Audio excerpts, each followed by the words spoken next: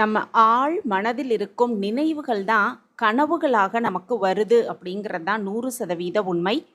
கனவுகள் பார்த்தோன்னா பெரும்பாலும் நம்ம ஆழ்ந்த உறக்கத்தில் இருக்கும் பொழுது தான் வருது அப்படிங்கிறத நம்ம முதல்ல புரிஞ்சுக்கணும். அப்படி இறந்தவர்கள் நம் கனவில் வந்தால் என்ன அர்த்தம் அப்படிங்கிறத பற்றி இந்த பதிவில் நம்ம தெரிஞ்சுக்கலாம். வணக்கம். நம்ம இறையொளி திருவருள் சார்பாக உங்கள் எல்லாருக்குமே அன்பான வணக்கங்க. முதல்ல கனவுகள் அப்படின்னா என்ன அப்படின்னு தெரிஞ்சுக்கிட்டு, இறந்தவர்கள் நம் கனவில் வந்தா அதற்கான பலன் என்ன அப்படிங்கிறத ஒவ்வொன்றா தெரிஞ்சுக்கலாம். நம்ம தூங்கும் பொழுது கனவு காணுவோம். அப்படி ஒவ்வொரு கனவிற்கும் ஒவ்வொரு பலன் இருக்கு அப்படின்னு முன்னோர்கள் சொல்லுவாங்க. சிலர் கனவுகள் அப்படிங்கிறது நினைவுகளின் கற்பனை வடிவம் அப்படின்னு சொல்லுவாங்க. நம்ம ஆழ் மனதில் இருக்கும் நினைவுகள் தான் கனவுகளாக வெளிப்படுது அப்படின்னும் நிறைய பேர் சொல்லுவாங்க. அதே போல் கனவுகள் எப்போ வரும் அப்படின்னு பார்த்தோன்னா நம்ம ஆழ்ந்த உறக்கத்தில் இருக்கும் பொழுது வரும் அப்படின்னு சொல்லுவாங்க.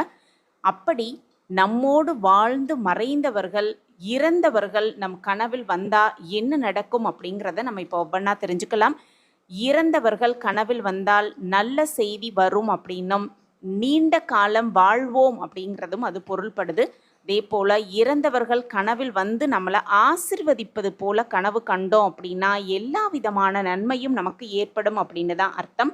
அதே போல் இறந்தவர்கள் நம் கனவில் வந்து அழுவது போல நம்ம கனவு கண்டோம் அப்படின்னா, அவங்க கண்ணீர் சிந்துவது போல கவலைப்படுவது போல நம்ம கனவு கண்டோம் அப்படின்னா அது நல்லது அல்ல அப்படின்னும், கோவிலில் போய் அர்ச்சனை செய்வது ரொம்ப ரொம்ப நல்லது அப்படின்னும், அதே போல் தேவைப்படுபவர்களுக்கு தானம், அது உணவாகவோ வஸ்திர தானம் கொடுப்பது ரொம்ப ரொம்ப சிறப்பு அப்படின்னும் சொல்லப்பட்டிருக்கு. அதே போல் இறந்தவர்களோடு பேசுவது போல நம்ம கனவு கண்டோனா அப்படின்னா பெயரும் புகழும் ஏற்பட போகுது அப்படின்னு தான் அர்த்தமாக எடுத்துக்கொள்ளலாம். அதே போல் இறந்து போனவர்கள் நம்ம வீட்டில் தூங்குவதை போல கனவு கண்டோம் அப்படின்னா பெரிய கண்டத்திலிருந்து நம்ம தப்பிச்சிருக்கோம் அப்படிங்கிறத பொருளாக எடுத்துக்கலாம். அதே போல் இறந்து போனவர்கள் வைக்கும் அந்த பெட்டியை நம்ம கனவில் கண்டோம் அப்படின்னா நமக்கு நெருங்கியவர்கள் இறக்கப் போகிறார்கள் அப்படிங்கிறத அர்த்தமாக நம்ம எடுத்துக்கொள்ளலாம். அதே போல் இறந்து போன நம்ம தாய் கனவில் வந்தாங்க அப்படின்னா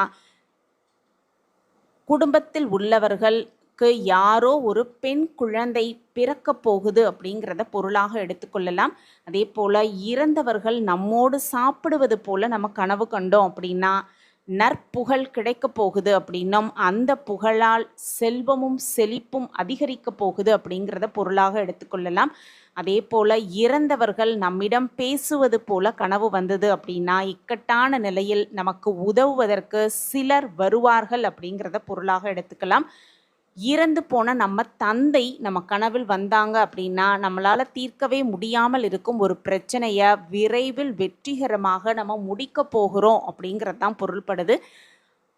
நமக்கு வேண்டப்பட்ட யாராவது இறந்து விட்டது போல நம்ம கனவு கண்டோம் அப்படின்னா துன்பங்கள் விலகப் போகிறது அப்படின்னு தான் அர்த்தமாக எடுத்துக்கொள்ளலாம்.